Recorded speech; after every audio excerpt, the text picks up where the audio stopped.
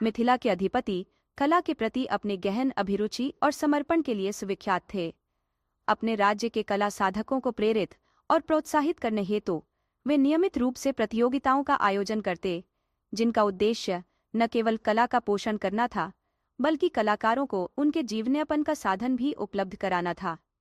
विभिन्न पर्वों और उत्सवों के अवसर पर राज दरबार द्वारा आयोजन किए गए मनोरंजक कार्यक्रमों में कलाकारों को इतने पारितोषिक प्राप्त होते कि वे पूरे वर्ष अपनी साधना में लीन रह सकते थे। मिथिला नरेश की कला के प्रति उदारता और संवेदनशीलता की चर्चा दूर दूर तक फैली हुई थी। उनकी कचहरी में बाहरी कलाकारों के लिए सदैव स्वागत द्वार खुले रहते। जब कोई कलाकार किसी संकट या आवश्यकता से ग्रस्त होता तो वह सीधे राज दरबार में जाकर अपनी कला का प्रदर्शन करता और नरेश से मान सम्मान के रूप में कोई न कोई उपहार प्राप्त करता।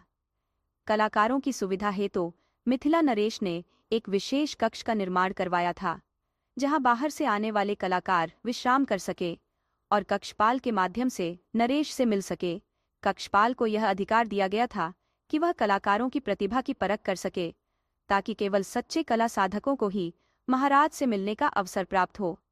इस व्यवस्था से कुछ समय तक सब कुछ सुचारू रूप से चला, किंतु समय बीतने के साथ कक्षपाल की नीयत में परिवर्तन आने लगा। उसने देखा कि जो कलाकार महाराज से मिलकर लौटते, वे तरह तरह के उपहारों से समृद्ध हो जाते। यह देख कक्षपाल ने सोचा कि यदि वह इन साधारण से दिखने वाले कलाकारों को महाराज से मिलने ही न दे, तो क्या वे ये उपहार प्राप्त कर सकते हैं? नहीं। यहीं से उसके मन में एक दुर्भावना ने जन्म लिया। क्यों न वह इन आगंतुक कलाकारों से सौदा करे। उसने निर्णय लिया कि महाराज से मिलने की अनुमति प्राप्त करने के लिए कलाकारों को अपनी पुरस्कार राशि का 25% उसे देना होगा। इसके बाद कक्षपाल ने अगली सुबह से ही यह वसूली शुरू कर दी। कलाकारों के प्रति उसकी दृष्टि और व्यवहार बदल गया। अब जहां उसका कर्तव्य था कि वह कलाकारों की योग्यता की जांच करे, वहीं वह अब केवल उन्हीं कलाकारों को प्रवेश देता जो उसकी शर्त मानने को तैयार होते। धीरे धीरे उसका साहस बढ़ता गया और उसने कुछ आगंतुकों से पहले से ही चढ़ावा लेने की शुरुआत कर दी, ताकि वे नरेश के दरबार में प्रवेश पा सके। मिथिला नरेश ने महसूस किया कि उनके पास कलाकार के नाम पर कुछ ऐसे लोग भी आने लगे हैं जो कला के मर्मज्ञ नहीं हैं और न ही प्रतिभा के धनी। कार्तिक का महीना था, फसलें कट चुकी थीं। मिथिला नरेश हर वर्ष कार्तिकोत्सव का आयोजन कराते थे। इस साल उन्होंने कार्तिकोत्सव को भव्य रूप देने का निश्चय किया था। उन्होंने एक दिन गोनूजा से कहा, पंडित जी, इस वर्ष मैं कार्तिकोत्सव का भव्य आयोजन कराना चाहता हूँ। मैं चाहता हूँ कि इस आयोजन में दूसरे राज्यों के कलाकारों को भी विशेष आमंत्रण भेजूं, मगर मुझे संकोच हो रहा है क्योंकि इस वर्ष अपने राज्य के जितने भी कलाकार मुझसे मिलने और अपनी कला का प्रदर्शन करने आए, उनमें बहुत कम ऐसे लोग थे जिनमें कला के तत्व विद्यमान थे। मुझे समझ में नहीं आ रहा था कि मिथिलांचल में कला की अधोगति क्यों हो रही है। बड़े और सिद्धहस्त कलाकार इस वर्ष मुझसे मिलने क्यों नहीं आए? जब गोनूजा ने मिथिला नरेश के मुंह से यह बात सुनी तो वे गंभीर हो गए। उन्हें महाराज की बात चिंता पैदा करने वाली लगी कि इस वर्ष महाराज से मिलने राज्य का कोई भी वरिष्ठ कलाकार नहीं आया। उन्होंने सोचा कि निश्चित रूप से कोई ऐसी गंभीर बात है जिससे कलाकार राज्य विमुख हो रहे हैं, अन्यथा कला को अपने राज्य में प्रोत्साहित करने वाले मिथिला नरेश से कोई वरिष्ठ कलाकार मिलने भला क्यों नहीं आएगा। गोनूजा ने मिथिला नरेश से कहा, महाराज, आप कार्तिकोत्सव की तैयारियों का निर्देश जारी करें और मुझे 1 हफ्ते का समय दें। मुझे नहीं लगता कि 1 वर्ष में मिथिला में कला की अधोगति हो गई है। यदि राज दरबार में अच्छे कलाकार नहीं आ रहे हैं तो इसका कारण कुछ और भी हो सकता है। इस 1 हफ्ते में मैं अपने ढंग से इस संबंध में जानकारी करूंगा और मेरा प्रयास होगा कि राज्य में कला के उत्थान के लिए आपके द्वारा किए जा रहे सद प्रयासों की राह में आ रही बाधाओं को दूर कर सकूं। मिथिला में कला और कलाकार पहले से हाँ और आपकी कृपा से आज भी है और कल भी रहेंगे। मिथिला नरेश से विदा लेकर गोनूजा अपने ढंग से सक्रिय हो गए। मिथिला नरेश से हुई बातचीत के 3 दिन बाद ही गोनूजा दरबार में आए और उन्होंने प्रस्ताव रखा कि राज्य के हर आयु वर्ग के लिए एक मेधा परीक्षण प्रतियोगिता का आयोजन भी इस बार के कार्तिकोत्सव में होना चाहिए।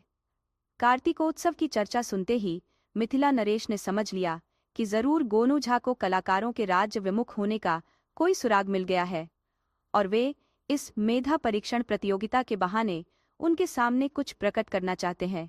फिर भी उन्होंने दरबारियों से पूछा, आप लोगों की क्या राय है? दरबारियों में ऐसे लोगों की कमी नहीं थी जो गोनू झा से जलते थे या ऐसे समय की प्रतीक्षा में रहते थे कि गोनू झा को नीचा दिखाया जा सके। ऐसे दरबारियों ने एकमत होकर मिथिला नरेश को राय दी कि कार्तिकोत्सव तो उमंग और उल्लास के लिए आयोजित होता है, जबकि मेधा परीक्षण प्रतियोगिता गंभीर प्रकृति की प्रतियोगिता है। मनोरंजन के समय गंभीर प्रतियोगिताएं रसभंग की स्थिति पैदा करेंगी, इसलिए इस तरह की प्रतियोगिता कार्तिकोत्सव में नहीं होनी चाहिए। मगर गोनू झा ने मिथिला नरेश से कहा, इस तरह की प्रतियोगिता के लिए कार्तिकोत्सव से अच्छा कोई दूसरा अवसर हो ही नहीं सकता। नवान्न के आगमन से ग्रामीण कार्तिक में आर्थिक समस्याओं से निश्चिंत होते हैं। गरीब से गरीब आदमी अपने भोजन वसन की चिंता से मुक्त रहता है और सबसे बड़ी बात कि कार्तिकोत्सव में राज्य भर के लोग आते हैं, इसलिए राज्य की मेधा शक्ति की पहचान के लिए इससे अच्छा अवसर दूसरा नहीं हो सकता। मिथिला नरेश को गोनू झा का तर्क पसंद आया और उन्होंने मेधा परीक्षण प्रतियोगिता के आयोजन की स्वीकृति दे दी। इस स्वीकृति के तुरंत बाद गोनू झा ने मिथिला नरेश के सामने इच्छा जताई, महाराज, मैं भी इस मेधा परीक्षण प्रतियोगिता में भाग लेना चाहता हूँ। दरबारियों में जैसे ही गोनू झा को महाराज से यह कहते सुना कि मेधा परीक्षण प्रतियोगिता में वह भाग लेना चाहते हैं, तो उन्होंने विरोध करना शुरू कर दिया कि इस तरह की किसी भी प्रतियोगिता में राज दरबार का कोई भी व्यक्ति शामिल नहीं हो सकता। लेकिन गोनू झा ने पुनः मिथिला नरेश से कहा, महाराज, मैं इस प्रतियोगिता में अपनी मेधा की वास्तविक क्षमता की पहचान के लिए भाग लेना चाहता हूँ, मुझे पारितोषिक की अभिलाषा नहीं है। उन्होंने दरबार में घोषणा की कि दरबारी यदि उन्हें इस प्रतियोगिता में शामिल होने के लिए इस शर्त पर स्वीकृति प्रदान करें कि वे कोई भी इनाम ग्रहण नहीं करेंगे, तो वे उनके आभारी रहेंगे। इस पर दरबारी शांत होकर अपने आसनों पर बैठ गए। महाराज ने गोनू झा को मेधा परीक्षण प्रतियोगिता में भाग लेने की स्वीकृति दे दी। इसके 4-5 दिन बाद मिथिला का प्रसिद्ध कार्तिकोत्सव प्रारंभ हुआ। एक पखवाड़े तक चलने वाले इस आयोजन में राज्य भर के कलाकार तो आए ही, राज्य के बाहर के भी विशेष आमंत्रित कलाकारों ने अपनी कला का प्रदर्शन किया। कार्तिकोत्सव के समापन समारोह के दिन पुरस्कार वितरण की व्यवस्था के लिए विशेष रूप से बनवाया गया बृहद पंडाल खचाखच भरा था। मिथिला नरेश पुरस्कार वितरण के लिए स्वयं मंच पर आसीन थे। सबसे पहले मेधा परीक्षण प्रतियोगिता के परिणाम सुनाए गए। गोनू झा का प्रदर्शन सर्वश्रेष्ठ निरूपित हुआ था, लेकिन उन्होंने घोषणा कर रखी थी कि वे पुरस्कार नहीं लेंगे, इसीलिए उनके बाद प्रथम, द्वितीय और तृतीय स्थान पर आए लोगों को पुरस्कार दिए गए। इस पुरस्कार वितरण के बाद मिथिला नरेश ने अपनी ओर से गोनू झा को कुछ इनाम देने की इच्छा जाहिर की। तब गोनू झा ने कहा, यदि महाराज मुझे कुछ देना चाहते हैं तो मुझे मुंह मांगा इनाम दे। उनकी बात सुनकर पंडाल में बैठे दरबारियों में कानाफूसी होने लगी। अंततः मिथिला नरेश ने गोनू झा से पूछा, हाँ पंडित जी, आप बताएं कि आपको क्या इनाम चाहिए? गोनू झा ने कहा, मुझे नंगी पीठ पर 1000 कोड़ा का इनाम दे। उनकी यह मांग सुनते ही पंडाल में सन्नाटा छा गया।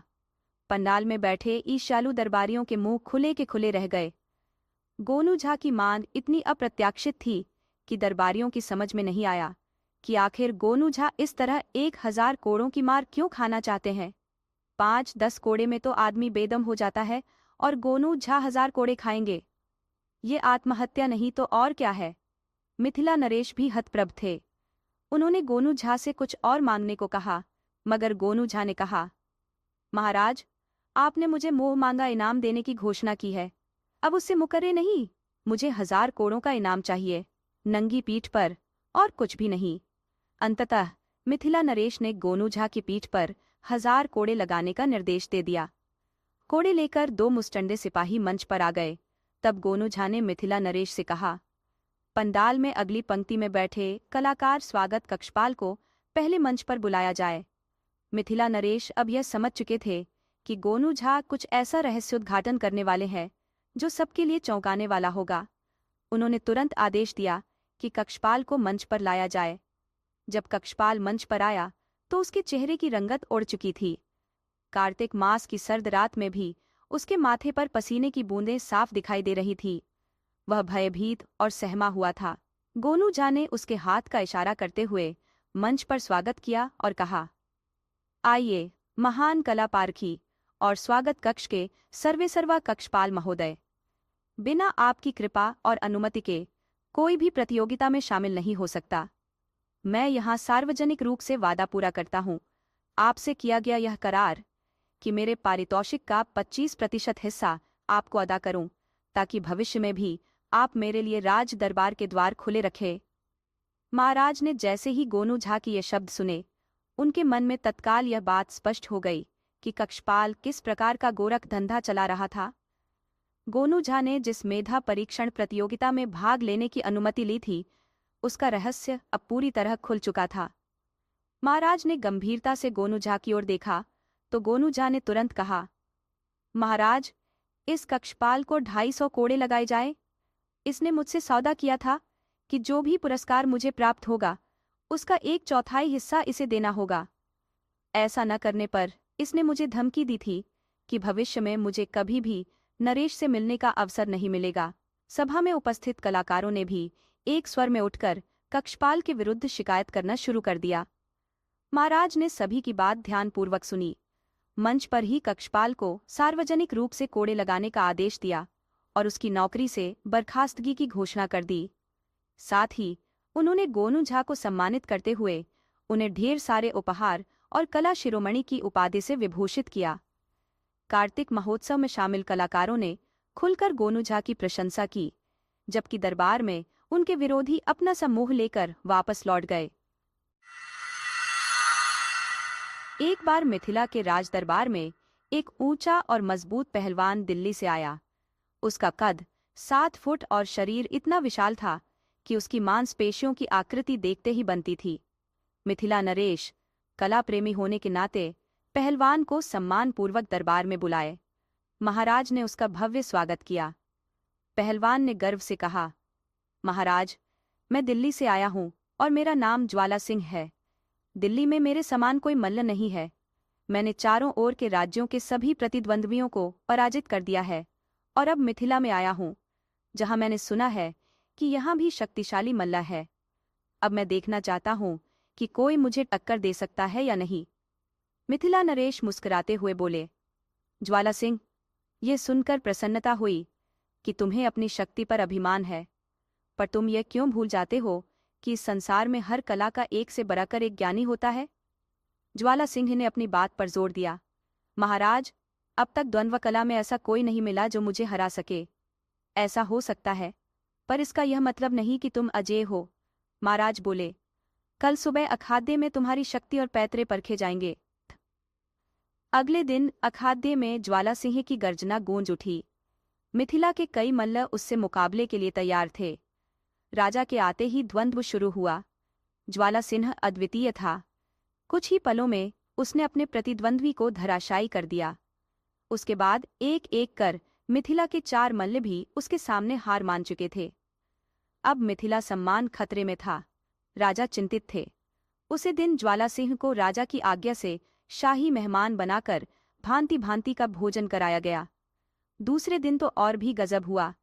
मिथिला का कोई भी मल्ल ज्वाला सिंह से बिद्धने को तैयार ही नहीं था। अब महाराज समझ गए कि मिथिला का सम्मान कोई नहीं बचा सकेगा। उनके चेहरे पर उदासी छा गई और वह सब दरबारियों की तरफ देखने लगे। क्या मिथिला में कोई ऐसा मल्ल नहीं जो ज्वाला सिंह के दर्प को चूर चूर कर सके? क्या हमने अपने मल्लों को व्यर्थ ही घी दूध आदि खिलाया है? इस प्रकार तो मिथिला का सम्मान नहीं बचेगा। दरबार में गोनू झा भी थे। उन्हें महाराज की उदासी देखकर अच्छा नहीं लगा। अब उन्हें कुछ सोचना होगा। महाराज, मैं ज्वाला सिंह से मल्लयुद्ध करूंगा। गोनू झा गरज कर बोले, यद्यपि यह मेरा क्षेत्र नहीं है, क्योंकि मैं बचपन में कुश्ती लड़ेता था तो मुझ पर कोई जिन्न सवार हो जाता था।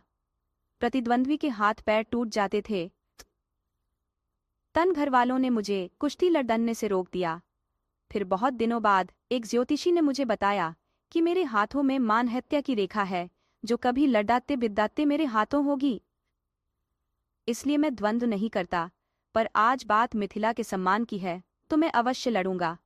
ज्वाला सिंह भौंचक्का सा उस कमजोर से आदमी को देख रहा था जो इतनी गरज के साथ चुनौती स्वीकार कर रहा था। महाराज समझ गए कि गोनू झा बुद्धि का कोई प्रयोग करके उस पहलवान का गर्व चूर करना चाहता है।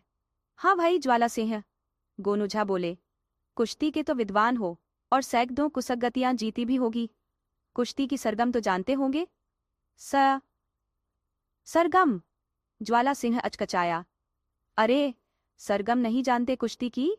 कैसे पहलवान हो? जानता हूं ना, सब जानता हूं। ज्वाला सिंह को कहना पड़ता। भरे दरबार में वह कैसे कह देता कि वह मल्ल होकर भी कुश्ती की सरगम नहीं जानता? होती होगी कोई ऐसी चीज। उसे क्या उठाकर दे मारेगा? तो फिर कल हमारी कुश्ती पंचम स्वर, द्रुत लय और पटक ताल से होगी, साथ ही काल भैरव राग में होगी। गोनू झा बोले। ज्वाला सिंह ने सहमति में सिर तो हिला दिया, पर उसका दिल लरज उठा। उसने आज तक उस तरीके से कुश्ती न लड़ी थी जिस तरीके से उसका प्रतिद्वंद्वी बता रहा था। वह तो एक भी न जानता था। ज्वाला सिंह अपने ख्यालों में उलझा हुआ था। रात का भोजन करने के बाद वह विश्राम कर ही रहा था कि एक दरबारी उसके पास आया और कहने लगा, कल तो असली रोमांच देखने को मिलेगा। असली कुश्ती तो कल होगी। गोनू झा अखाड़े में थोड़े कमजोर हो सकते हैं, पर जब उनकी द्रुत लय शुरू होती है तो उनकी बराबरी करना नामुमकिन है। तुम पलक झपकते ही देखोगे कि वह तुम्हारी रीढ़ की हड्डी में दरार डाल देंगे। उनके पैंतरे बेहद अनोखे हैं। ज्वाला सिंह ने होठों पर अपनी जीभ फिराई और दरबारी से पूछा, तुमने यह मल्ल विद्या कहाँ सीखी? दरबारी ने गर्व से उत्तर दिया, दिल्ली से ही हूँ। दिल्ली में सभी दांव पेच तो सिखाए जाते हैं, पर जब तक लय और ताल की समझ न हो तब तक वे व्यर्थ हैं। गोनू झा तो राग काल भैरव के उस्ताद है, और काल भैरव, जैसा तुम जानते हो, अत्यंत क्रोधी मल्ल है। ज्वाला सिंह कुछ समझ नहीं पाया और दरबारी से बोला, अब मुझे आराम करने दो, सुबह जल्दी उठना है। दरबारी हंसता हुआ वहां से चला गया। सुबह का समय आया। अखाड़े में गोनू झा शेर की तरह गर्जना कर रहे थे। चारों ओर भीड़दाश का शोर था।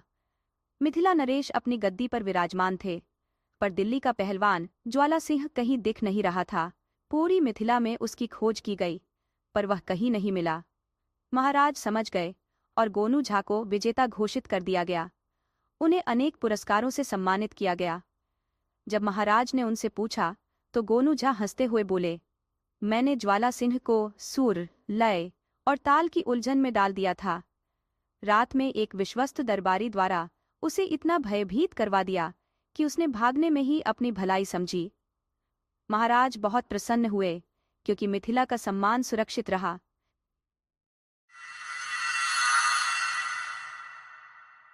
गोनू झा का विवाह संपन्न हो गया। मिथिलांचल में ब्राह्मणों के विवाह का रस और रोमांच निराला होता है। यह भूमि तो युगों से प्रेम और सौहार्द की नगरी रही है। रामायण काल से ही, जब पुष्प वाटिका में राम ने सीता का प्रथम दर्शन किया था। मिथिला के किसी भी गांव में विवाह हो और दूल्हे को किशोरियों की चुटीली छेड़खानी से बचा लिया जाए, यह असंभव ही है। यहाँ की पुरानी परंपरा के अनुसार जमाई को ससुराल में कम से कम 1.25 महीने ठहरने की रस्म निभाई जाती है। गोनू झा को भी इस रिवाज के तहत सिंदूरदान के बाद ससुराल में रोक लिया गया। ससुराल वालों ने पूरा ध्यान रखा कि उन्हें किसी प्रकार की असुविधा न हो। दिन भर उनकी पत्नी की सहेलियां नव दंपति के आसपास मंडराती रहती। रात को पत्नी की मामी, भाभी आदि का चुहल भरा मजाक शुरू हो जाता। गोनू झा, जो अब तक पुरुषों के साथ ही रहे थे, महिलाओं के बीच संकोच से भज जाते, उनसे संवाद करने में असहज महसूस करते। ससुराल के अलग अलग घरों से स्वादिष्ट पकवान उनके लिए आते, पर मजाक और हंसी ठिठोली के माहौल में वे ठीक से भोजन नहीं कर पाते। संकोचवश 2-4 निवाले लेते और फिर पानी पीकर उठ जाते। उनकी पत्नी, जो अब भी किशोर उम्र की थी, उनकी भूख के बारे में कुछ समझ नहीं पाती थी, इसलिए कुछ कहती भी नहीं। वह तो अपने घर में सहजता से बैठकर भोजन करती और सहेलियों के साथ ठिठोली का आनंद उठाती। गोनू झा के लिए हर दिन एक पहाड़ जैसा लगने लगा। वे सोच में पड़ गए कि आखिरकार 1.25 महीने तक ससुराल में इस तरह अधपेड़े रहकर कैसे गुजार पाएंगे। इसी दौरान उनके गांव का एक गरीब ब्राह्मण युवक मंगर झा, जिन्हें लोग मंगरुआ कहकर बुलाते थे, उनके साथ टहल टिकोला करने ससुराल में रुका हुआ था। उसका असली नाम मंगल था, क्योंकि उसका जन्म मंगलवार को हुआ था, पर लोक प्रचलन में मंगल से मंगर और मंगर से मंगरुआ नाम पड़ गया था। गोनू झा भी कोई धनी परिवार से नहीं थे। उनका बचपन बेहद गरीबी में बीता था। विवाह के समय में उन्हें आर्थिक संकटों से गुजरना पड़ रहा था। ससुराल पक्ष भी धनी नहीं था, मगर उनकी अपेक्षा ससुराल वालों की आर्थिक स्थिति अच्छी थी। ससुर के दरवाजे पर गाय भैंस बकरी आदि दुधारू मवेशी थे। खेत पथार भी था। न ऊधों का लेना न माधों का देना वाली हैसियत थी। कई गांवों में ससुर की रिश्तेदारियां थीं। मिथिलांचल की परंपरा के अनुसार ससुर के प्रत्येक संबंध के घर से विदाई के लिए तरह तरह की चीजें आ रही थी, जिनको रखने के लिए घर के दरवाजे पर बांस काटकर बांस की चचरी से उसकी घेराबंदी कर दी गई थी। कहीं से कुछ आता, एक चचरी खोल दी जाती और सामान उसमें रख दिया जाता। कहीं से खाजा भरी चंगेरी तो कहीं से बालूशाही, कहीं से मखाने की चंगेरी तो कहीं से लड्डू की चंगेरी। ऐसे पकवान जो महीनों खराब न हो, उस अस्थायी रूप से बनाए गए कमरे में एकत्रित हो रहे थे, जिसकी गमक से पूरा दरवाजा महमह करने लगा था। एक दिन गोनू झा किसी बहाने पत्नी की सहेलियों के बीच से उठकर घर के दरवाजे पर आने में कामयाब हो गए। उन्होंने दरवाजे पर एक चटाई पर लेटे हुए मंगरुआ को देखा तो उसे जगाया। दरवाजे पर पकवानों की खुशबू से उनकी भूख जाग गई। वे बेचैन हो गए। मंगरुआ ने देखा कि गोनू झा कुछ मायूस दिख रहे हैं, तो उसने इसका कारण पूछा।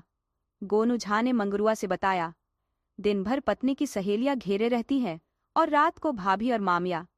उनके सामने संकोचवश ठीक से भोजन नहीं कर पाता, अधपेटा रह जाना पड़ता है। अभी तो 7-8 दिन ही हुए हैं, सवा महीना कैसे कटेगा, यही सोचते सोचते जी हलकान हो गया है। मंगरुआ ने उन्हें समझाया, कोई बात नहीं है गोनू, तुम रात को दिशा मैदान के बहाने उठकर बाहर आ जाना। मैं इस कोठरी की एक चचरी हटा दूंगा, तुम भीतर जाकर जी भर के जो चाहो खा लेना। फिर तुम चचरी हटाकर बाहर आ जाना और जाकर सो जाना। लोगों को कानों कान खबर तक नहीं होगी। गोनू झा को मंगरुआ की सलाह पसंद आ गई। लगभग मध्य रात्र में वे घर से बाहर आए, मंगरुआ को जगाया। मंगरुआ ने चचरी खोली। गोनू झा भीतर घुस गए और एक चंगेरी का ढक्कन खोलकर उसमें टटोल कर पकवानों का अंदाजा करने लगे। अंधेरा होने के कारण अंदाज से ही उन्होंने बालूशाही निकाली और खाने लगे। फिर उन्होंने टटोलकर खाजा निकाला और खा लिया। इसी तरह वे बारी बारी से चंगेरियों का ढक्कन खोलते, किसी से ठेकुआ निकालकर खाते तो किसी से कसाड़। जब उनका पेट अच्छी तरह भर गया, तब वे बाहर आने के लिए चचरी हटाने की कोशिश करने लगे, मगर चचरी नहीं खुली। चचरी में कुछ छेद बना दिए गए थे, जिनमें कीलें घुस जाती थी तो चचरी बंद हो जाती थी। मंगरुआ और उनको इस बात का पता नहीं था। गोनू झा ने जब कमरे में घुसकर चचरी बंद की थी, तो यह चचरी कीलों में फंस गई थी और गोनू झा समझ नहीं पा रहे थे कि यह चचरी खुलेगी कैसे।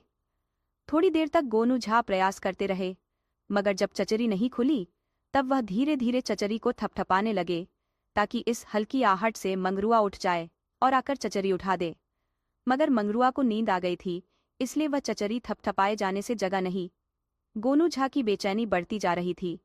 उन्हें समझ में नहीं आ रहा था कि करें भी तो क्या करें। यदि इसी तरह बंद रह गए तो सुबह में ससुराल वालों के सामने उनकी भद्द पिट जाएगी, मुंह दिखाने के लायक भी नहीं रहेंगे। इसी बेचैनी में वे मंगरुआ को आवाज लगाने लगे, रे खींच, अरे खींच, खोल, रे खोल। मगर मंगरुआ के खर्राटे थमने का नाम ही नहीं ले रहे थे। चचरी पीटे जाने और खोल खींच की आवाज से ससुराल के लोगों की नींद खुली। उन्हें लगा कि कोई चोर कोठरी में घुस आया है। वे बाहर निकले। मंगरुआ भी जग गया। लोगों ने विचारना शुरू किया कि कोठरी में कौन घुसे। चोरों का क्या भरोसा, कहीं कोई गुप्ती बुझाली लेकर न बैठा हो। कौन जोखिम ले। गोनू झा ने बाहर हो रही खटपट की आवाज से समझा कि मंगरुआ जाग गया है, तो फिर दबी आवाज में बोले, रे खींच, जल्दी कर। मगर तभी उन्हें किसी की आवाज सुनाई पड़ी, अरे पंडित जी, रात भर ऐसे ही मुंह बाएं खड़े रहिएगा कि चोर को पकड़िएगा। दरअसल बोलने वाला यह व्यक्ति गोनू झा के ससुर के किसी संबंधी का नौकर था जो पुछारी लेकर आया हुआ था और उनके घर के लोगों से ठीक तरह से परिचित नहीं था। उसने कहा, हटिए आप लोग, मैं घुसता हूँ अकेले। आप लोग बस इतना ध्यान रखिए कि वह यदि मेरी पकड़ में नहीं आए और बाहर निकलकर भागने लगे तो उसे बाहर निकलते ही दबोच लें। गोनू झा ने जब यह सुना तो उनके पांव के नीचे से जमीन ही खिसक गई। वे एक बड़े माठ के पीछे दुबक कर खड़े हो गए। माठ के सिरे पर एक कथरी दही पड़ी हुई थी। पता नहीं गोनू झा को क्या सूझा कि उन्होंने कथरी उठाकर अपने दोनों हाथों में रख ली। जैसे ही चचरी खोलकर वह आदमी कोठरी में घुसा, गोनू झा ने वह कथरी उसके सिर पर दे मारी।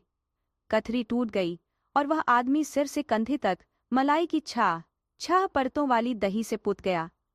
गोनू झा ने उस व्यक्ति को दबोच लिया और चिल्लाने लगे, जल्दी लालटेन लाओ, मैंने खींचो खोलो को पकड़ लिया।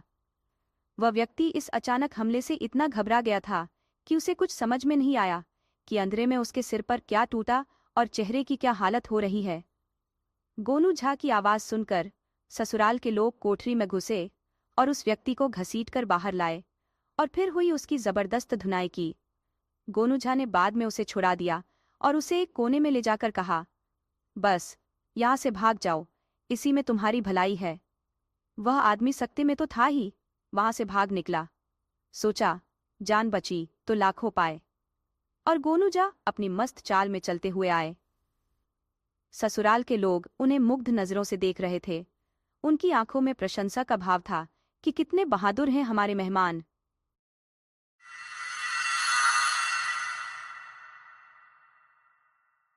एक सांध्य वेला में गोनू झा अपने तालाब के समीप सुकून से टहलते हुए दिखाई दिए। धीमी धीमी हवा बह रही थी। गांव के घरों से रसोई का धुआं आसमान की ओर उठ रहा था। पनिहारिनें कुओं से पानी भरकर अपने घरों की ओर बढ़ रही थी और हलवाहे अपने हल और बैलों के साथ पगडंडियों पर लौट रहे थे। जब वे तालाब के पास से गुजरते तो बैलों के गले में बंधे घुंघरुओं की झंकार और पेड़ों के झुरमुट में बैठी चिड़ियों की चहचहाहट मिलकर एक अद्भुत संगीतमय ध्वनि उत्पन्न करती थी। शाम का यह दृश्य अत्यंत मोहक था। गोनू झा इस रमणीय सौंदर्य में खोए हुए कुछ बुदबुदा रहे थे। तभी उन्होंने देखा कि दूर से युवराज उनके पास तेजी से आ रहे हैं। उनकी तंद्रा भंग हो गई। उन्हें विस्मय हुआ कि महाराज का युवा पुत्र गांव की पगडंडियों पर पैदल चलकर तालाब तक पहुंच रहा है। लेकिन यह कोई स्वप्न नहीं था। कुछ ही क्षणों में युवराज उनके सामने खड़े थे। गोनू झा ने देखा कि युवराज हाँफते हुए थकी सांसों के साथ खड़े हैं। उनकी तेज चाल से सांसें उखड़ गई थीं। जैसे ही युवराज ने समीप आकर प्रणाम किया, गोनू झा ने मुस्कुराते हुए पूछा, युवराज, क्या बात है, आज गांव की सैर का मन बना लिया? युवराज ने अपनी भारी होती सांसों को नियंत्रित करते हुए उत्तर दिया, पंडित जी, मुझे ऐसा कोई झूठ बताइए जो दिखने में सत्य जैसा हो पर उससे बड़ा कोई झूठ न हो। युवराज की इस असाधारण मांग को सुनकर गोनू झा विस्मित हो गए। अरे, ये कैसी विचित्र बात है युवराज! अचानक से आपको यह क्या सूझा कि इस प्रश्न का हल ढूंढते हुए आप यहां तक चले आए? गोनू झा ने आश्चर्य से पूछा। हालांकि उनके अनुभवी मन ने भांप लिया कि अवश्य ही कोई गंभीर घटना घटी होगी जो युवराज को परेशान कर रही है और इसी कारण वह स्वयं उनके पास चले आए हैं। युवराज ने उनकी ओर अनुनय भरी दृष्टि से देखा और कहा, बस पंडित जी, मुझे आप कोई ऐसा झूठ बताइए जिसकी कोई काट नहीं हो। गोनू झा ने युवराज की बेकली भांप ली और उसका कंधा थपथपाते हुए बोले, युवराज, आपको झूठ सुनना है तो मैं जरूर सुनाऊंगा, लेकिन यदि आप मुझे बता दें कि आप यह झूठ क्यों सुनना चाहते हैं तो शायद मैं आपके लिए ज्यादा अनुकूल झूठ बता पाऊं। आइए घर चलते हैं, वहीं बैठकर बातचीत करते हैं और आपकी जरूरत समझकर कोई झूठ भी आपको बता दूंगा।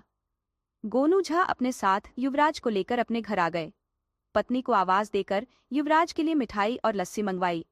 जलपान से निवृत्त होकर युवराज ने फिर गोनू झा से कहा, पंडित जी, शाम ढल रही है। महल में मेरे न होने से वह सभी चिंतित होंगे।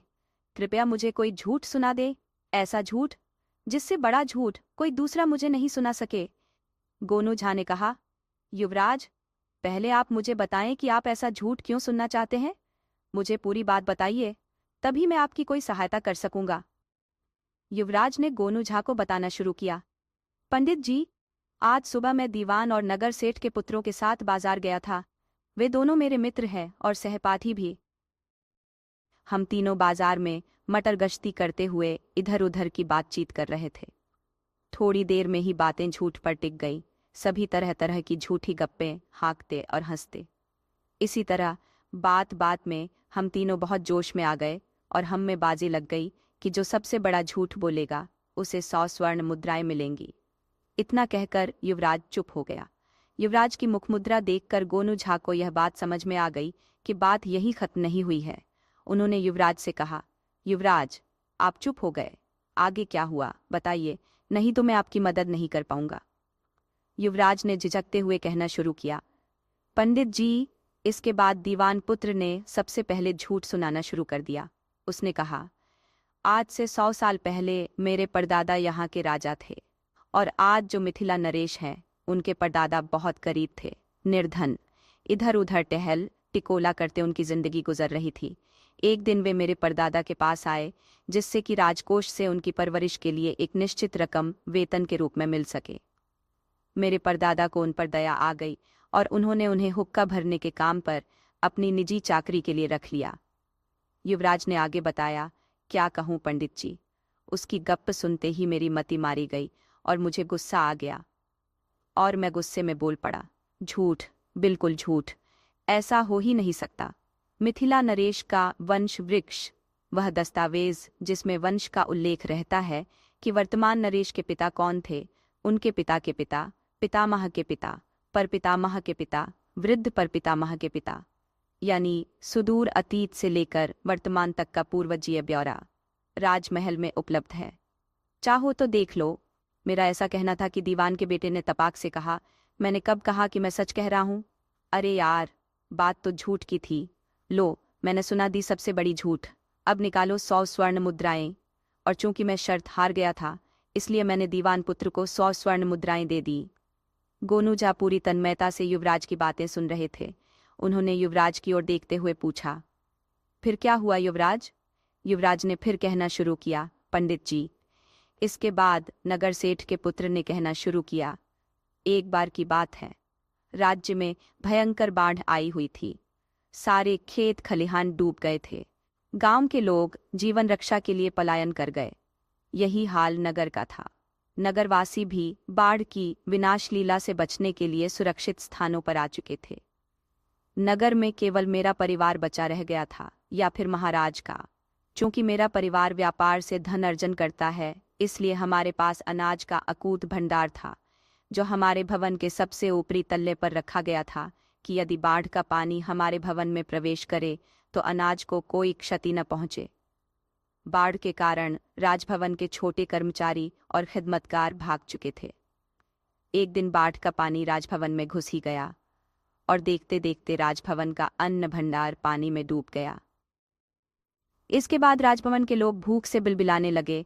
तब महाराज स्वयं मेरे पिता के पास आए और अपना अंगवस्त्रम उनके सामने फैलाकर विनती की कि सेठ जी, दया करके हमारे महल में कुछ अनाज की बोरियां भिजवा दीजिए, भगवान आपको मदद करेगा। ठीक वैसे ही बोल रहे थे महाराज जैसे भिखमंगे भीख मांगने के लिए बोलते हैं, गुहार लगाते हैं। बस पंडित जी, इतना सुनते ही मुझे क्रोध आ गया और मैं नगर सेठ के बेटे पर टूट पड़ा। उसका गला दबाते हुए मैं चीखने लगा, शर्म नहीं आती तुम्हें? महाराज के प्रति ऐसा झूठा बकवास करते हुए तुम्हारे पिता जैसे 1000 व्यापारी मिलकर भी मिथिला नरेश की संपदा की बराबरी नहीं कर सकते। इसके बाद पंडित जी, नगर सेठ के पुत्र ने विनम्रतापूर्वक अपना गला छुड़ाते हुए कहा, क्रोधित ना हो युवराज, बात तो झूठ कहने की थी। मुझे खुशी है कि मैंने आपको सबसे बड़ा झूठ सुना दिया। अब आप अंटी ढीला करें, आप शर्त हार गए, इसीलिए निकालिए 100 स्वर्ण मुद्राएं। युवराज ने कहा और लंबी सांस ली। फिर गोनू झा की ओर देखकर कहा, बस पंडित जी, शर्त के अनुसार मैंने 100 स्वर्ण मुद्राएं दे दी और उन्हें यह कहकर वापस आ गया कि शाम होने को है, मैं अपनी तरफ से झूठ कल सुनाऊंगा। इसके बाद पंडित जी, मैं आपको खोजता हुआ तालाब के पास पहुंच गया। मैं मुश्किल में हूँ पंडित जी, क्योंकि वे 200 स्वर्ण मुद्राएं राजकोष की हैं। यदि इन्हें कोषागार में नहीं डाला गया तो मैं किसी को मुंह दिखाने के काबिल नहीं रह पाऊंगा। पंडित जी, बस आप ही मेरी मदद कर सकते हैं। इतना कहकर युवराज सिसकने लगा। गोनू झा अपने स्थान से उठे और उसकी पीठ थपथपाते हुए बोले, शांत हो जाए युवराज, अभी आप घर जाइए, विश्राम करें। कल मैं आपके साथ वेश बदलकर चलूंगा और मैं झूठ सुनाऊंगा उन्हें। आपके 200 स्वर्ण मुद्राओं के स्थान पर उनसे 400 स्वर्ण मुद्राएं दिलवाऊंगा। आप चिंता न करें। हाँ, कल जब मैं आपके साथ चलूं तो आप अपने मित्रों से मेरा परिचय यह कहते हुए कराएं कि ये मेरे मामा हैं। ये सब कहते हुए आप बिल्कुल नहीं घबराएं, बाकी मैं संभाल लूंगा। युवराज आश्वस्त होकर गोनू झा के घर से राजमहल वापस लौट गया। दूसरे दिन गोनू झा के साथ युवराज बाजार पहुंचा। थोड़ी ही देर में दीवान का पुत्र और नगर सेठ का पुत्र भी वहां पहुंच गए। दोनों मन ही मन प्रसन्न थे कि कल तो युवराज से 100 स्वर्ण मुद्राएं दोनों ने जीत ली थीं। शायद आज भी कुछ लक्ष्मी कृपा हो जाए। युवराज अपने मित्रों के साथ बाजार के मध्य में बने चबूतरे तक आया, जहां बाजार में आए लोग आवश्यकता पड़ने पर विश्राम करते थे। इसके बाद उसने अपने मित्रों का परिचय अपने मामा बने गोनू झा से कराया। युवराज के मित्र उतावले हो रहे थे कि युवराज सफल नहीं होगा और उन्हें फिर 100-200 स्वर्ण मुद्राएं बैठे बिठाए हाथ लग जाएंगी, इसलिए बिना मामा पर ध्यान दिए ही दोनों ने युवराज से कहा, युवराज, अब सुनाओ सबसे बड़ा झूठ। युवराज ने अपने मित्रों से कहा, क्यों ना हम इस झूठ प्रतियोगिता में मामा जी को भी शामिल कर लें। दीवान पुत्र और नगर सेठ के पुत्र ने गोनू झा पर दृष्टि डाली। गोनू झा ने अपना वेश बिल्कुल गमारों की तरह बना रखा था। दोनों ने गोनू झा को देखकर सोचा, यह तो निपट गमार लग रहा है। यह भला क्या झूठ सुनाएगा, शामिल होने दो, इसकी गांठ से भी कुछ स्वर्ण मुद्राएं मिल जाएंगी। फिर दोनों ने लगभग एक साथ कहा, कोई बात नहीं युवराज, इन्हें भी शामिल कर लो, मगर शर्त इन्हें बता दो कि सबसे बड़ा झूठ यदि ये नहीं बोल पाए तो इन्हें 200 स्वर्ण मुद्राएं देनी पड़ेंगी। युवराज ने चौंक कर पूछा, 200 स्वर्ण मुद्राएं? क्यों? कल तो शर्त 100 स्वर्ण मुद्राओं पर ही लगी थी। युवराज के दोनों मित्र मुस्कुराए और बोले, कल की बात कल गई, आज तो यही शर्त लगेगी। युवराज कुछ कहता कि उससे पहले युवराज के मामा बने गोनू झा ने कहा, मुझे आप लोगों की शर्त मंजूर है, अब आप लोग बताएं, पहले कौन झूठ सुनाएगा। युवराज को भरोसा हो चुका था कि अब कमान गोनू झा के हाथों में आ चुकी है, इसलिए युवराज चुप रहा। उसके दोनों मित्र बोल पड़े, लगभग एक साथ ही, आप युवराज के मामा हैं तो हमारे लिए भी आप मामा ही हैं, आप ही पहले सुनाएं। झूठ, लेकिन याद रहे, झूठ ऐसा हो जिसका तोड़ ना हो, वरना आप याद रखें, 200 स्वर्ण मुद्राएं। उनकी बात पूरी होती उससे पहले ही गोनू झा ने अपनी जेब से एक थैली निकाली और उनके सामने थैली खोलते हुए उन्हें दिखाया। यह देखिए, 1 सहस्र स्वर्ण मुद्राएं हैं थैली में। मैं तो ठहरा गंवार आदमी, थैली में युवराज को थमा देता हूँ। यदि मैं झूठ न सुना सकूं तब युवराज तत्काल आप दोनों को 200 स्वर्ण मुद्राएं इस थैली से निकाल कर दे देंगे, ठीक है ना? दोनों मित्र प्रसन्न हो गए और स्वीकृति में अपना सिर हिलाया और बोले, ठीक है। गोनू झा ने कहना शुरू किया, मेरे दादा के पास एक घोड़ा था, 10 गज ऊंचा घोड़ा। मेरे दादा के गांव में एकमात्र ऐसी जगह थी जहां यह घोड़ा बांधा जा सकता था। इतना कहने पर गोनू झा चुप हो गए। तब दोनों मित्रों ने उत्सुकता दिखाई और पूछा, कौन सी जगह थी वह जगह थी गांव के 300 साल पुराने वट वृक्ष की छतनार डालियों के नीचे, क्योंकि हमारे इलाके में आम घरों की ऊंचाई 2 गज होती थी और पेड़ आदि भी बहुत हुए तो 3-4 गज ऊंचे, बस, और घोड़ा 10 गज का। किस्सा गोई में माहिर गोनू झा अपने चेहरे के हाव भाव के साथ अपने कहने के अंदाज में भी उतार चढ़ाव लाते थे, जिसके कारण सभी मुग्ध भाव से उनकी कहानी सुन रहे थे। कुछ दिनों में ही घोड़े के शरीर पर एक वट वृक्ष पैदा हो गया। घोड़े की पीठ पर उगे वट वृक्ष की डालें 3-4 मील तक आकाश में फैल गईं। मेरे दादाजी ने उन डालों पर बांस की चचड़ी बनवाई, मजबूत चचड़ी पर 10 फीट मिट्टी डलवा दी। इस तरह दादाजी ने घोड़े की पीठ पर उगे वट वृक्ष को 3 मील लंबे और 3 मील चौड़े समतल भूतल के रूप में बदल लिया और वे उस पर खेती करने लगे। सिंचाई की आकाशीय व्यवस्था थी, मतलब कि जहां कहीं भी पानी बरसता दादाजी घोड़े को वहां ले जाते। घोड़े के साथ साथ खेत भी वर्षा वाले स्थान पर पहुंच जाता और खेत में लगी फसलों की सिंचाई हो जाती। इतना कहकर गोनू झा चुप हो गए और सुरती निकालकर अपनी हथेली पर अंगूठे से रगड़ने लगे। सभी युवक उनकी इस अजीबो-गरीब कहानी दिलचस्पी से सुन रहे थे। उन्हें चुप देखकर वे पूछने लगे, फिर क्या हुआ मामा जी? गोनू झा ने सुरती अपने होठों में दबाते हुए कहा, एक बार दादाजी के राज्य में भयानक सूखा पड़ा। खेत में बीज ठरप गए, दूर दूर तक हरियाली झुलस गई, पेड़ ठूंठ बन गए। लोग त्राही त्राही करने लगे, लेकिन घोड़े की पीठ पर उगे वट वृक्ष पर बने खेत की फसलें लहलहा रही थी। जहां कहीं भी बरसात होती, दादाजी घोड़े की पीठ पर सवार होकर घोड़े को वहां ले जाते। सारे राज्य में अनाज भंडार रिक्त हो गए, लेकिन हमारे दादाजी का अनाज भंडार अनाज से ठसाठस भरा हुआ था। सूखे के कहर से नगर सेठ और दीवान जी के पुरखे भी नहीं बच सके थे। एक रोज वे दोनों मेरे दादाजी के समक्ष बिलखते हुए आए, अपनी विपदा सुनाई कि उनके परिवार को अनाज के अभाव में भूखों मरने की नौबत आ गई है। दादाजी का हृदय करुणा से भर उठा और उन्होंने दीवान के पूर्वज को 1000 मन गेहूं, 1000 मन चावल और 500 मन दाल उधार दिया, एक अनुबंध के साथ कि जब भी उनके पास इतनी मात्रा में अनाज उपलब्ध हो जाएगा वे इसे वापस कर देंगे। यही व्यवस्था नगर सेठ के पूर्वजों के साथ भी की गई। कागजात बनवाकर उनके अंगूठे का निशान ले लिया गया, ये शर्त रखते हुए कि जब वे अनाज वापस करेंगे तब कागजों को नष्ट कर दिया जाएगा। अब तक 2 पीढ़ियां गुजर चुकी हैं और दस्तावेज अब मेरे पास है, परंतु न दीवान और न ही नगर सेठ ने अब तक वह अनाज लौटाया है। जब दीवान और नगर सेठ के पुत्रों ने गोनू झा की यह कथा सुनी तो वे आवेश में युवराज की ओर देखते हुए बोले, कसम से यह आदमी ढोंगी है, ऐसी घटना कभी घटित ही नहीं हुई। और भला 10 गज का घोड़ा हो सकता है? ये कपोल कल्पित बातें कहकर तुम्हारे मामा हमारा अपमान कर रहे हैं। गोनू झा जोर से हंस पड़े और बोले, यदि मेरी बातें झूठी हैं तो निकालो 200 स्वर्ण मुद्राएं, नहीं तो मैं तुम्हारे दादाओं के दस्तावेज निकालता हूँ। दोनों शर्मिंदा हो गए, वे शर्त हार चुके थे। 200 स्वर्ण मुद्राएं देना उनके वश की बात नहीं थी, इसलिए वे युवराज के समक्ष दया की याचना करने लगे। युवराज का हृदय भी अपने मित्रों की दीनता देखकर पिघल गया और उसने गोनू झा से निवेदन किया, मामा जी, इन्हें छोड़ दीजिए। गोनू झा ने मुस्कुराते हुए कहा, छोड़ तो दूंगा युवराज, लेकिन तब जब ये दोनों आपकी स्वर्ण मुद्राएं लौटा दें और यह वचन लें कि भविष्य में इस प्रकार की शर्तें किसी के साथ नहीं लगाएंगे।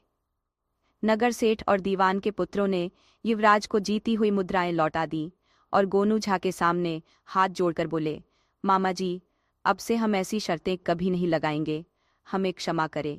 हम यह प्रतिज्ञा करते हैं कि भविष्य में उचित मार्ग से धन प्राप्ति का प्रयास करेंगे और इस तरह की मूर्खतापूर्ण शर्तों या जुए की कल्पना भी नहीं करेंगे। उनकी बात सुनकर गोनू झा संतुष्ट हो गए। फिर उन्होंने तीनों युवकों को मिठाई की दुकान में ले जाकर अपनी ओर से खूब मिठाई खिलाई और खुद भी जी भरकर मिठाइयाँ खाईं। इसके बाद वे सभी अपने अपने घर लौट आए।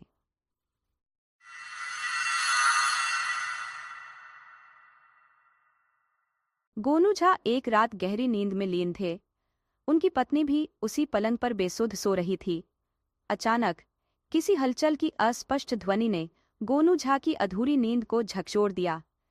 उन्होंने उस ध्वनि को समझने का प्रयास किया और पाया कि यह आवाज बाहर के ओसारे से आ रही थी। गोनू झा ने एक पल में स्थिति को भांप लिया कि यह कोई चोर हो सकता है। यह आहट कुछ टटोलने की वजह से हो रही थी। ओसारे में कई बड़े बड़े माठ रखे थे जिनमें अनाज भरा हुआ था। गोनू झा को जल्दी ही समझ में आ गया कि माठ में रखे नपना के टकराने से उत्पन्न हुई आवाज उनकी नींद के बाधक बनी है। तभी एक विचार उनके मन में कौंधा।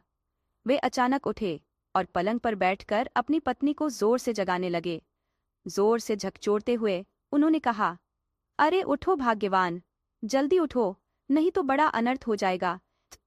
पंडिताइन, जो दिन भर की थकी हारी थी, अचानक जगाए जाने पर खींच उठी और बोली, क्यों, सोने नहीं देते हो क्या? अरे उठो भी, लाखों का नुकसान हो जाएगा। गोनू झा ने एक एक शब्द पर जोर देते हुए कहा।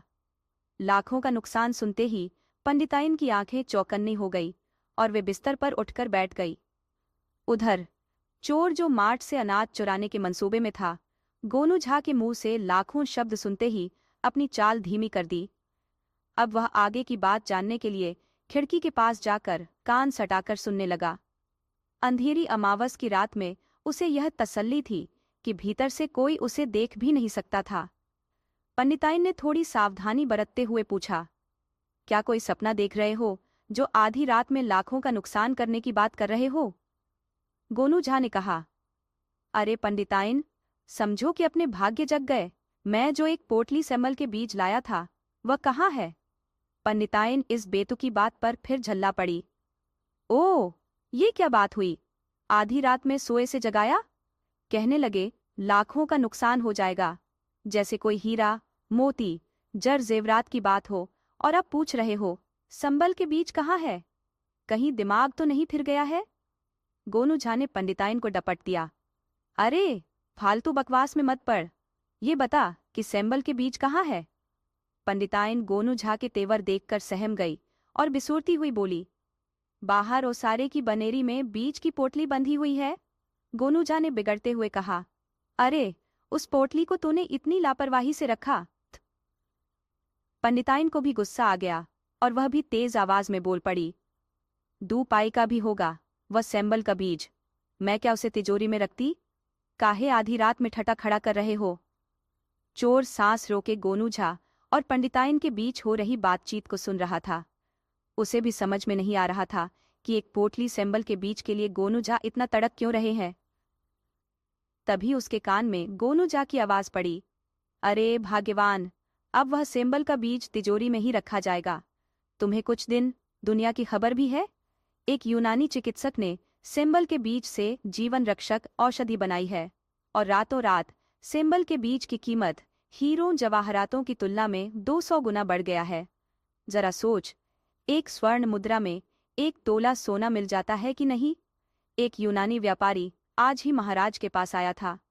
वह 200 स्वर्ण मुद्राओं में 1 तोला के भाव से सेंबल के बीज खरीदने की बात कर रहा था। उसी ने महाराज को बताया कि इस बीज से बनने वाली दवा से मरता आदमी भी जी उठेगा। अब समझी कि मैं सेंबल के बीजों के लिए इतना बेचैन क्यों हूं। कल ही बाजार जाकर इन बीजों को बेच आऊंगा और इनसे मिलने वाले पैसों से सबसे पहले तुम्हारे लिए महल बनवाऊंगा और तुम्हें जेवर जवाहरातों से लाद दूंगा। चल, पोटली ले आते हैं। पंडिताइन ने कहा, अब रहने भी दो पंडित जी, रात भर में कौन सी आफत आ जाएगी। जो बात सेंबल के बीज के बारे में तुमको मालूम है, वही बात अभी लोगों तक पहुंचते पहुंचेगी। अभी सो जाओ, सुबह उठकर सबसे पहले पोटली ले आऊंगी और तुम्हें दे दूंगी। गोनू झा को जो संदेश बाहर खड़े चोर को देना था वह दे चुके थे, इसलिए उन्होंने मन मारने के अंदाज में कहा, ठीक है भाग्यवान, जैसा तुम कहो। वैसे भी अभी सेंबल के बीज की कीमत महाराज के अलावा केवल मैं जानता हूं। अच्छा चलो, सो ही जाते हैं। और गोनू झा बिस्तर पर लेट गए। पंडिताइन ने भी राहत की सांस ली और सो गई। दूसरे दिन सुबह सुबह पंडिताइन घबराई सी गोनू झा को झंकोर कर जगाने लगी। उठिए पंडित जी, गजब हो गया, उठिए। गोनू झा उठे। उन्होंने घबराई सी पंडिताइन को देखा तो मुस्कुराकर पूछने लगे, तो पोटली गायब हो गई? पंडिताइन जवाब देने की बजाय सुबकने लगी। वह पछतावे से भरी हुई थी कि यदि उसने गोनू झा की बात मानकर रात को ही बनेरी से पोटली खोल ली होती तो यह हादसा नहीं होता। न जाने कौन रात में पोटली खोल कर ले गया जिसमें बहुमूल्य सेंबल के बीज थे। गोनू झा को लगा कि चोर वाला राज अब खोल देने में भलाई है। न जाने सेंबल के बीज के सदमे में पंडिताइन पर क्या गुजरे। उन्होंने पंडिताइन की पीठ थपथपाते हुए कहा, अब जाने भी दो, 2 पाई की चीज के लिए इस तरह आंसू नहीं बहाते। फिर उन्होंने पंडिताइन को बताया कि रात को उन्होंने चोरों की आहट सुन ली थी और उन्हें गुमराह करने के लिए सेंबल के बीज के भाव बताए थे तथा एक किस्सा गढ़ दिया था। गोनू झा की बात सुनकर पंडिताइन की जान में जान आई। गोनू झा बिस्तर से उठे। स्नानादि से निवृत्त होकर उन्होंने स्वच्छ वस्त्र धारण किए और बाजार की ओर चल पड़े। बाजार पहुंचकर उन्होंने सबसे पहला काम यह किया कि बाजार सुरक्षा चौकी पर गए और वहां के चौकीदार से बताया कि बाजार में यदि कोई सेंबल का बीज बेचता नजर आए तो उसकी गतिविधियों पर नजर रखी जाए, क्योंकि एक ठग कल से ही सेंबल के बीज को जीवन रक्षक औषधि बताकर बेचने की कोशिश कर रहा है। वह सेंबल के बीज की कीमत 200 रुपये तोला बता रहा है। वे खुद उससे ठगाते ठगाते बचे हैं। पहले तो चौकीदार को विश्वास ही नहीं हुआ कि कोई व्यक्ति इस तरह का दुस्साहस कर सकता है कि 2 पाए की चीज के लिए 200 स्वर्ण मुद्राओं की मांग करे, लेकिन बात चूंकि गोनू झा की थी तो उसे सतर्कता दिखाने की मजबूरी हो गई। गोनू झा ने चौकीदार को साथ लेकर बाजार में टहलना शुरू किया। कुछ देर बाद उनकी नज़र एक व्यक्ति पर पड़ी जो जमीन पर कपड़ा बिछाए सेंबल के बीज बेच रहा था।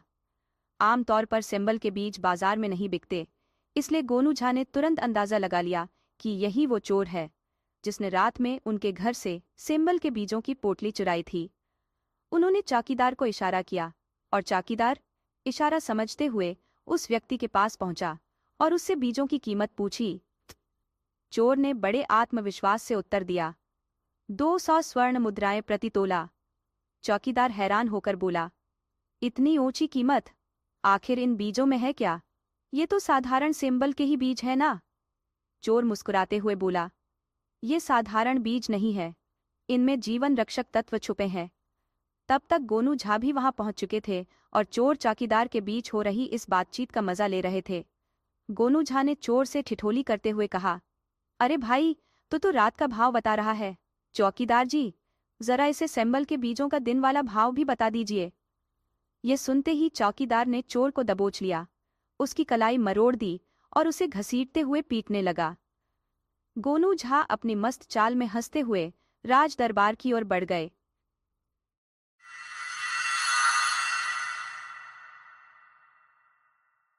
गोनू झा अभी अभी नींद से उबरे ही थे कि 4 नवयुवक उनके आवास पर आ पहुंचे और दरवाजे पर हल्की दस्तक देने लगे। मन ही मन गोनू झा बड़बड़ाए, अरे, इतनी सुबह कौन आ धमक पड़ा? बिस्तर छोड़ते हुए उन्होंने दरवाजा खोला। सामने 4 अजनबी युवक खड़े थे जिनके चेहरे पर चिंता और बेचैनी की लकीरें साफ झलक रही थीं। गोनू झा ने उनकी ओर जिज्ञासु दृष्टि डालते हुए पूछा, कहो, क्या मसला है? उन चारों में से एक युवक बोल उठा, हम पंडित जी से मिलने आए हैं। गोनू झा ने भौहें चढ़ाते हुए पूछा, पंडित जी यानी गोनू झा से? युवक ने आदरपूर्वक सिर हिलाया। जी हाँ हाँ, बिल्कुल। गोनू झा ने गंभीरता से कहा, मैं ही गोनू झा हूं, बताओ क्या काम है मुझसे? इतना सुनते ही चारों युवक धरती पर दंडवत हो गए। उनके इस अभिनंदन से गोनू झा समझ गए कि ये युवा सहायता की आस में आए हैं। उन्होंने सभी को कमरे के भीतर बुलाया, उन्हें बैठने का इशारा किया और कहा, अगर मैं पहले स्नान ध्यान कर लूं तो कोई आपत्ति तो नहीं? युवकों ने सिर झुकाकर आदरपूर्वक कहा, बिल्कुल नहीं पंडित जी, आप पहले स्नान ध्यान से निवृत्त हो लीजिए, हम प्रतीक्षा करेंगे। कुछ समय पश्चात जब गोनू झा अपने दैनिक क्रियाकलापों से निवृत्त होकर लौटे, उन्होंने पुनः युवाओं से कहा, अब बताओ भाई, बात क्या है? कहाँ से आए हो और मुझसे क्या सहायता चाहते हो? युवकों में से एक ने जवाब दिया, पंडित जी, हम चारों कवि हैं, पर हमारे माता पिता हमें निकम्मा समझते हैं। हमने सुना था कि मिथिला नरेश कवियों का आदर करते हैं, इसलिए हमने एक कविता रची और राजा के दरबार में सुनाने पहुंचे। महाराज ने हमें कविता सुनाने का मौका तो दिया, परंतु सुनते ही हमें डांट कर भगा दिया। अपमानित होकर हम वहां से लौटे हैं। दरबार में एक व्यक्ति ने हमें बताया कि आप भी कवि हैं और आपकी कविता सुनकर महाराज ने आपको पुरस्कृत किया था। हमने भी आपकी तरह ही कविता रची थी, मगर हमें धिक्कारा गया। उस दरबारी ने कहा कि आप हमारी कविता का सही भाव समझ सकते हैं और महाराज को उसका अर्थ स्पष्ट कर सकते हैं। गोनू झा ने युवकों की बात ध्यान से सुनी। जब दरबारी का प्रसंग आया तो वे उत्सुक हुए कि आखिर महाराज के किस दरबारी ने उनके बारे में इन युवकों को जानकारी दी कि वे भी उनके जैसी ही कविता करते हैं। अपनी उत्सुकता शांत करने के लिए उन्होंने युवकों से पूछा, वह दरबारी कौन था? युवकों ने बताया, हमने तो उसका नाम नहीं पूछा। हाँ, वह विचित्र ढंग से पगड़ी बांधे हुए था। पगड़ी से उसकी एक आंख छुपी हुई थी। गोनूझा समझ गए कि इन युवकों को काना नाई ने उनके पास भेजा है। काना नाई महाराज के दरबार में था और उन महत्वाकांक्षी दरबारियों की चौकड़ी में शामिल था जो गोनूझा से मिलते थे तथा उन्हें नीचा दिखाने का कोई अवसर नहीं खोना नहीं चाहते थे। गोनूझा समझ गए कि जरूर इन युवकों की कविता में कोई ऐसी बात है जो अशोभनीय है, अन्यथा काना नाई उन्हें इस तरह उत्प्रेरित कर उनके पास नहीं भेजता। उन्होंने युवकों से कहा, मुझे तुम लोग विस्तार से बताओ कि तुम लोगों ने मिलकर कविता कैसे लिखी और तुम्हारी कविता क्या है। युवकों में से एक ने कहा, पंडित जी, अब तो कविता पढ़ने का हौसला भी जाता रहा। कहाँ हमने सोचा था कि कविता सुनाने के बाद महाराज से जो इनाम मिलेगा उसे ले जाकर अपने माता पिता को देंगे ताकि वे समझ सके कि हम भी कुछ कर सकते हैं, हम निखट्टू नहीं है, हमारी भी कोई पहचान है। गोनूझा ने उसे बीच में ही टोक कर कहा, ये सब रहने दो, कविता सुनाओ। तब युवकों में से एक ने कहा, पंडित जी, जब हम लोग महाराज के दरबार के लिए अपने गांव से निकले तो रास्ते में एक गूलर का पेड़ मिला और मैंने एक गूलर पेड़ से टूटकर गिरते देखा। तब कविता की पहली पंक्ति बनाई पककर गूलर गिर गयो। दूसरे युवक ने कहा, और पंडित जी, मैंने राह में एक पीपल के पेड़ से पत्ते तोड़कर ले जाती एक महिला को उसी समय देखा तो अनायास ही मेरे मुंह से यह पंक्ति निकली, लायो पीपर नारी। तीसरे युवक ने कहा, पंडित जी, मैंने जामुन का एक पेड़ देखा जिस पर अनगिनत जामुन फले हुए थे तो मैंने कविता की तीसरी पंक्ति बनाई, जामुन अंत न पायो। अब चौथे युवक की बारी थी। उसने गोनूझा से कहा, हम लोग थोड़ी देर और बढ़े तो देखा कि कुछ बच्चे खेलते खेलते झगड़ने लगे। तब मैंने कविता की अंतिम पंक्ति जोड़ी, बरबस ठानो रारी। और इस तरह उनकी कविता पूरी हुई, पककर गुलर गिर गयो, लायो पीपर नारी, जामुन अंत न पायो, बरबस ठानो रारी। गोनूझा समझ गए कि काना नाई ने उनका उपहास उड़ाने के लिए ही इन युवकों को उनके पास भेज दिया है। उन्होंने मन ही मन सोचा कि ऐसे तो ये युवक मूर्ख हैं, किंतु उनके मन में अपने माता पिता को प्रसन्न करने की इच्छा है। इस इच्छा के कारण ही वे महाराज के दरबार में कविता सुनाने चले गए। दूसरी तरफ काना नाई उनसे जलता है तथा उनका मजाक उड़ाने के लिए इन युवकों को उनके पास जाने के लिए प्रेरित किया है। उन्होंने मन में ठान लिया कि वे इन युवकों को महाराज से पुरस्कार दिलाकर ही रहेंगे। वे अपने साथ उन युवकों को लेकर दरबार में पहुंचे। महाराज ने जब दरबार में युवकों को देखा तो वे आग बबूला हो गए और डांटते हुए बोले, अरे, तुम लोग फिर यहाँ आ गए। गोनूझा ने विनम्रतापूर्वक हस्तक्षेप किया, महाराज, इन कवियों को मैं लेकर आया हूँ आपके पास। जिस समय गोनूझा यह बात कह रहे थे उस समय उनकी दृष्टि काना नाई पर टिकी हुई थी। गोनूझा ने मुस्कुराते हुए फिर कहा, महाराज, मैं तो इन युवकों की चौपाई सुनकर विस्मित सा रह गया। मुझे आश्चर्य है कि इतनी कम उम्र में इन युवकों ने 4 पंक्तियों में संपूर्ण रामायण की रचना कैसे कर ली। अब महाराज के चौंकने की बारी थी। महाराज के मुंह से निकला, संपूर्ण रामायण? जी हाँ महाराज, संपूर्ण रामायण। यदि आप अनुमति दें तो मैं इन युवकों की लघु किंतु महानतम रचना आपको सुनवाऊं। गोनूझा ने महाराज से कहा। महाराज ने अनुमति दे दी। पूरे दरबार में उत्सुकता पैदा हो चुकी थी। युवकों ने बारी बारी से अपनी रचना दरबार में सुनाई। पक कर गुलर गिर गयो लायो, पीपर नारी जामुन अंत न पायो बरबस ठानो रारी। महाराज की आंखों में उलझन साफ छलक रही थी और उनकी दृष्टि गोनूझा की ओर मुड़ी। गोनूझा तुरंत समझ गए कि महाराज का संकेत यही है कि इस कविता का कोई सिर पैर नहीं है। फिर मुखर स्वरों में बोले, महाराज, यह साधारण कविता नहीं है, इसमें गूढ़तम विचार प्रकट हो रहे हैं। यह तो राम और रावण के युद्ध की गाथा और उसके परिणाम को दर्शाने वाली काव्य रचना है।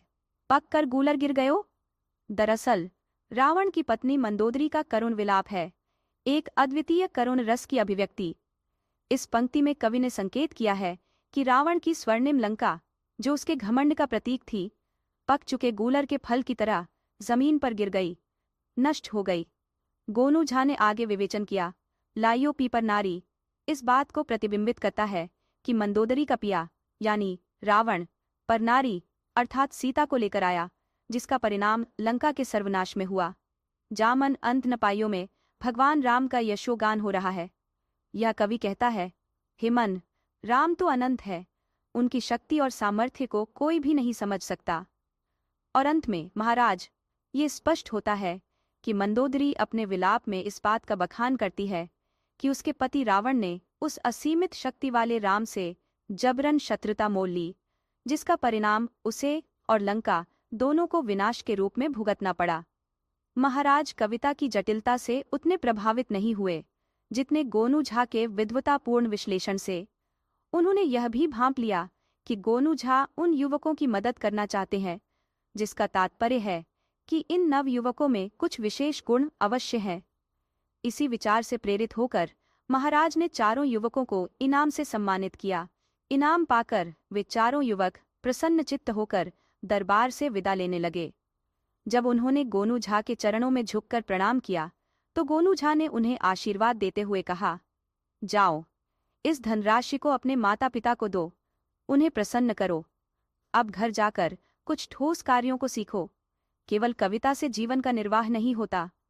युवकों के चले जाने के बाद गोनू झा ने काननाई की ओर एक गंभीर दृष्टि डाली, फिर मुस्कुराते हुए अपने आसन पर शांति